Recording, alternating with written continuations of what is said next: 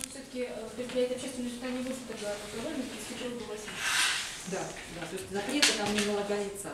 То есть вот мы... А изначально, я понимаю, планировалось, почему решили? Значит, на самом деле долго обсуждали этот вопрос, и мы решили отложить обсуждение этого вопроса, наверное, к осени ближе.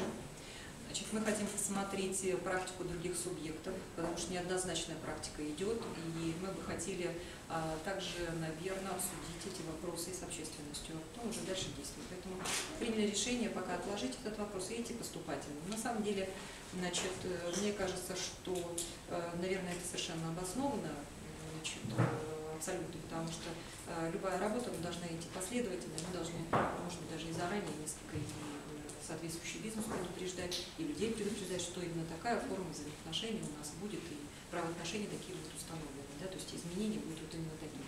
Поэтому было принято решение рассмотреть эти вопросы осенью. Тем более я напомню, что Государственный совет в целом, значит, идет сейчас, начал с мая месяца у нас, значит, стартовал комплекс мероприятий, значит, по вопросам выработки предложений по проблеме алкоголизма, да, в нашей республике. И, соответственно, в рамках этой работы мы вполне можем обсудить. Значит, мы должны подойти комплексно к решению вопроса.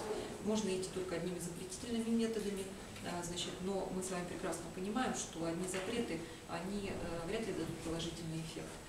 Мы должны все-таки действовать, значит, системно и во всех направлениях. Это вопросы и лечения, это вопросы и профилактики, это вопросы, значит, альтернативы предоставления нашему молодому поколению, значит, с точки зрения своих собственных занятий и увлечений.